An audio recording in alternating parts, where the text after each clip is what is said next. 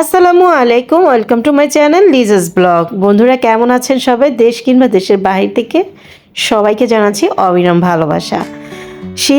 শীত চলেই আসলো, এক পা দুপা করে শীত চলেই আসলো। এই শীতে যদি পিঠার আমেজ না হয় তাহলে কি চলে? তো আজকে আমি তোমাদের সাথে শেয়ার করব হলো বিক্রমপুরের ঐতিহ্যবাহী বিবিখানা পিঠা। তো বিক্রমপুরের সব মানুষে এই পিঠাটা খেতে অনেক পছন্দ করে, আর খেতে কিন্তু ভীষণ মজাদার হয়। তো আজকে আমি সহজেই মুখরোচক বিবিখানা পিঠাটা কিভাবে তৈরি করব কম উপকরণ দিয়ে তোমাদের সাথে সহজেই শিখিয়ে দিব। তো বন্ধুরা, আজকের এই মজাদার মুখরোচক বিবিখানা পিঠাটা আজকে আমি তৈরি করব একদম সহজ উপাদান দিয়ে, আর একদম হাতের নাগালে ঘর যা যা থাকবে তা দিয়েই তৈরি করে তোমাদের সাথে শেয়ার করব। তো বন্ধুরা, যারা আমার ভিডিওটা অন করে ফেলেছ অবশ্যই প্রথম থেকে শেষ পর্যন্ত দেখবে।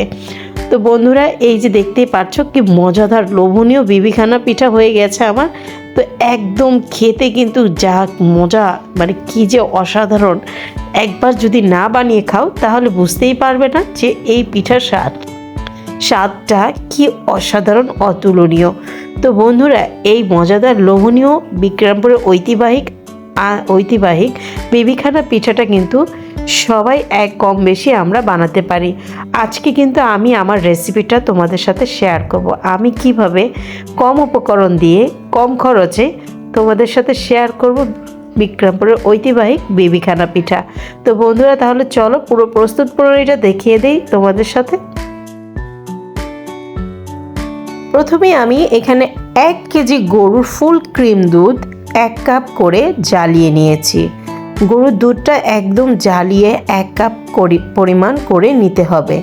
তারপরে এখানে আমি দিয়ে দিচ্ছি চালের গুঁড়ি প্রায় 3 কাপ। ঠিক আছে, চালের গুঁড়িটা দিয়েছি 3 কাপ, আর আমি ময়দা দিব এখানে প্রায় 2 কাপ।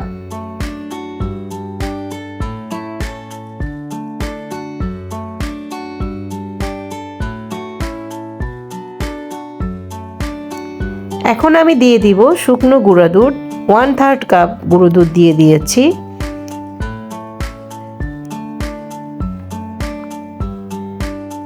এখন আমি দিয়ে দিব 2 কাপ নারকেল কুড়ানো।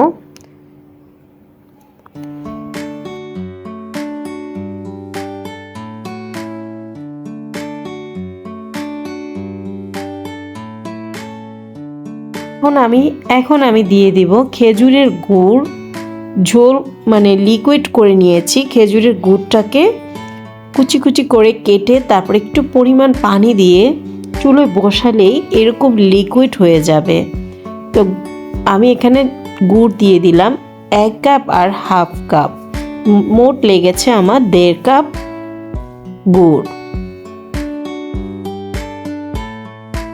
এখন আমি দিয়ে দিব ঘি আমার লাগবে হলো, প্রথমে আমি 1 চা চামচ দিয়ে দিলাম, তারপর আমি আবারও 1 চা চামচ দিয়ে দিলাম, মোট লাগছে হলো 2 চা চামচ ঘি। এই শুকনো সব উপকরণগুলো আমি একত্রে ভালোভাবে মিক্স করে নিব। ইচ্ছে করলে হাতের সাহায্যে মিক্স করা যায়, আমি একটা খুন্তির সাহায্যে সুন্দর মতো মিক্স করে নিচ্ছি।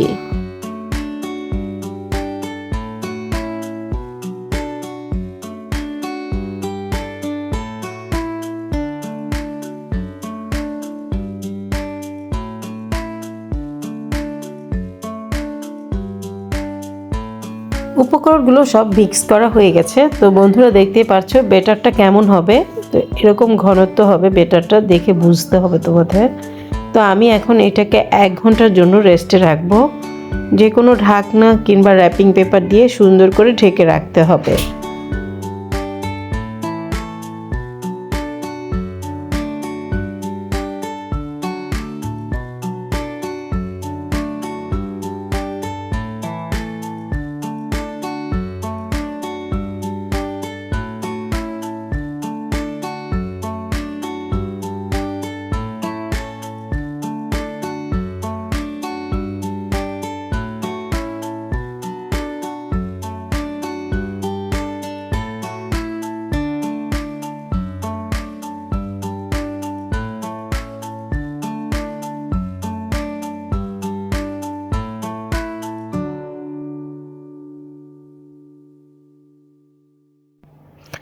1 ঘন্টা রেস্টে রাখার পর এখন আমি একটা মোল্ড নিব। পুডিংয়ের মোল্ড নিয়েছি, যে কোনো একটা টিফিন বাটিও নিতে হবে, কিন্তু স্টিলের কিংবা সিলভারের নিতে হবে। তা আমি এখানে পুডিংয়ের বাটি নিয়েছি। এখন আমি প্রায় 2 চা চামচের মতন ঘি দিয়ে এখন ব্রাশ করে নিব পুরো বাটিটার মধ্যে, যেন পিঠাটা হয়ে গেলে একদম সুন্দর মতো ছুটে আসে। তো বন্ধুরা, এই কাজটা তোমরা হয়তো দেখে একটু বুঝে নিতে হবে। তো এভাবে সুন্দর করে চারদিকে ঘিটা লাগিয়ে দিতে হবে।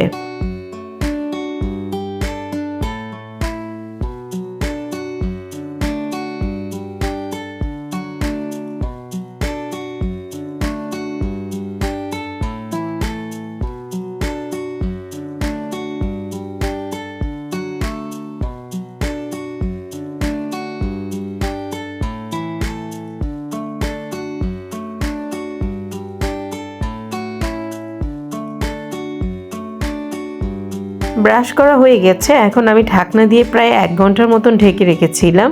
তো বন্ধুরা, এই যে এখন আমি ঢাকনাটা তুলে তোমাদেরকে দেখাচ্ছি, একদম ফুলে ঘনত্ব হয়ে গেছে ব্যাটারটা। তো এখন আমি এই যে দেখাচ্ছি তোমাদেরকে, হালকা হাতে আমি সুন্দর করে র্যাপিং পেপারটা উঠিয়ে নিলাম। তো আমার ব্যাটারটা কিন্তু সুন্দর মতন অ্যাক্টিভ হয়ে গেছে। 1 ঘন্টা রাখতে হবে, এটা 1 ঘন্টা রেখে তারপরে পিঠাটা তৈরি করতে হবে। তো এই যে দেখো বন্ধুরা, ফুলে গেছে, ব্যাটারটা কিন্তু আরেকটু ঘন হয়ে গেছে।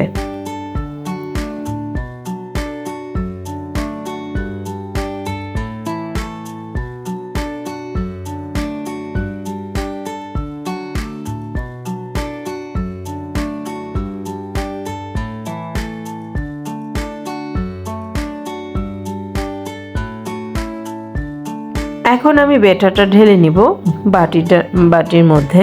যে কোনো মোল্ড কিংবা যে কোনো স্টিলের ঢাকনালা বাটি সব কিছুতে তৈরি করে নেওয়া যাবে। তো বন্ধুরা, একদম আমি সুন্দরভাবে সব উপকরণগুলো ব্যাটারটা দিয়ে দিলাম।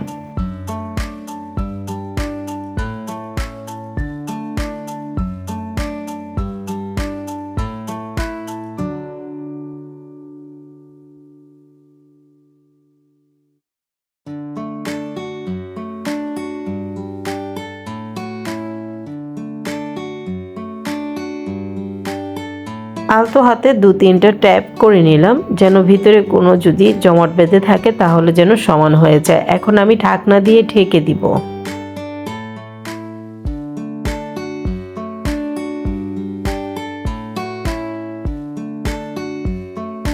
আজকের বিবিখানার পিঠাটা আমি তৈরি করে দেখাবো চুলোয়। তো চুলায় আমি বড় একটা ফ্রাই প্যান বসিয়েছি, ফ্রাই প্যানের মধ্যে বালু দিয়েছি।